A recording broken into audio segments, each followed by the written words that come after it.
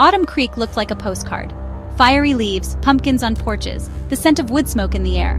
But at the end of Whisperwind Lane, one house stood apart, the Harvest House. Its yard was overgrown, trees bare and twisted, windows dark and empty. While every other home celebrated fall, this one rejected it. No decorations, no life. The silence around it was suffocating. Even the wind seemed to avoid it. Locals whispered warnings. Don't go near the Harvest House. It's hungry. It takes things. Strange lights, unexplained sounds, just stories, they'd say. But everyone felt the dread. The house was a dark blot in a perfect town, a place where joy went to die. Its roof sagged, the front door was always spotless, and it waited year after year. No one remembered happy times there, only the sense of something watching, waiting. The Harvest House was a patient predator, drawing in the unwary. Outsiders dismissed the stories, but the locals knew better. The house was always waiting for someone new to break the rules, and this year, someone would.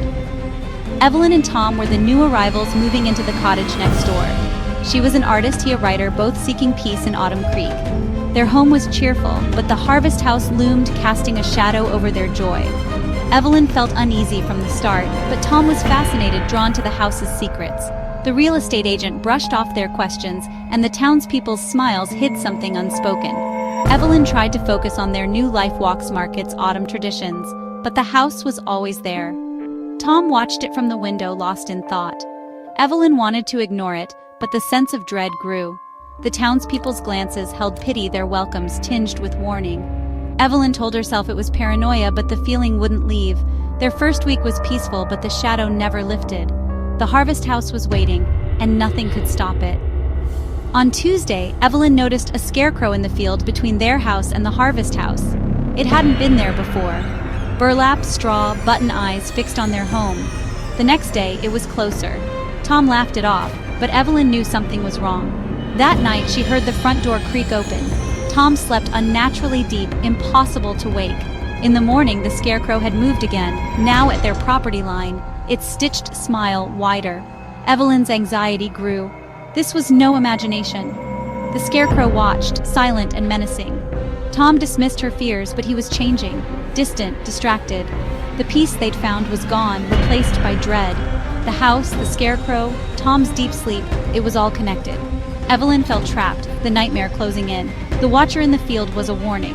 The Harvest House was reaching for them, and it was almost time. Evelyn felt watched, not just by the scarecrow, but by the Harvest House itself. Whispers echoed in the walls, scratching in the attic at night. Tom grew distant, irritable, his novel forgotten as he stared at the old house. He dismissed her fears, but his eyes were hollow, his sleep unnatural. The townspeople avoided her questions, their pity obvious.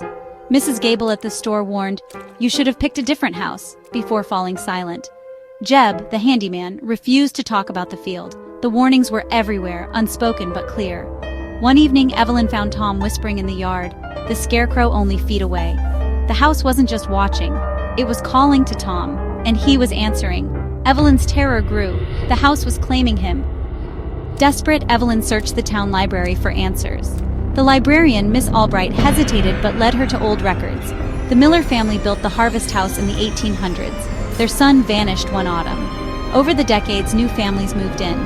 Each time, someone disappeared during the harvest season. The pattern was clear. The house took someone every generation, always in the fall. 30 years ago, the Donahues lived in Evelyn's cottage. Their son Michael became obsessed with the Harvest House and vanished during the festival. He was never found. The disappearances were treated as isolated tragedies, but Evelyn saw the truth. The house was a trap, a cycle of sacrifice. Tom, a quiet writer like Michael, fit the pattern. The Harvest House chose its victims. Evelyn realized Tom was next. The house was hungry again, and the town let it feed. She had to stop it. The Harvest Festival arrived under a cold, gray sky. Evelyn rushed home, determined to save Tom. She found him dressed, eyes vacant. "It's time, Ev. They're waiting for me." She pleaded, but he was lost, repeating, "The harvest is ready. I have to go." The scarecrow was gone. The Harvest House's door stood open. Tom walked across the dead lawn, Evelyn chasing after him. Inside, the air was freezing, the door slamming shut behind them. A faint light flickered in the fireplace. Tom walked to the center of the room. The floor shifted, black vines erupted, wrapping around his legs. He didn't struggle, only looked up with peaceful acceptance. Evelyn screamed, but the vines pulled him under, the floor sealing as if nothing happened. The house was silent. Tom was gone. The harvest house had its sacrifice. Evelyn stumbled into the festival, sobbing, desperate for help. The townspeople stared, their faces blank, pitying. Mrs. Gable soothed her. The harvest is over. The town is safe now. The mayor whispered. The house requires a sacrifice. It's always been this way. The truth hit Evelyn. The town knew, had always known. Their kindness was a lie. They'd let Tom be taken for their own safety. The festival was not a celebration of harvest, but of sacrifice. A new Scarecrow stood by the stage, dressed in Tom's clothes, a burlap head with a single button eye. Evelyn felt sick. Tom was gone, but the town wasn't finished. She was the last loose end, the outsider who knew their secret. In Autumn Creek, secrets were buried deep.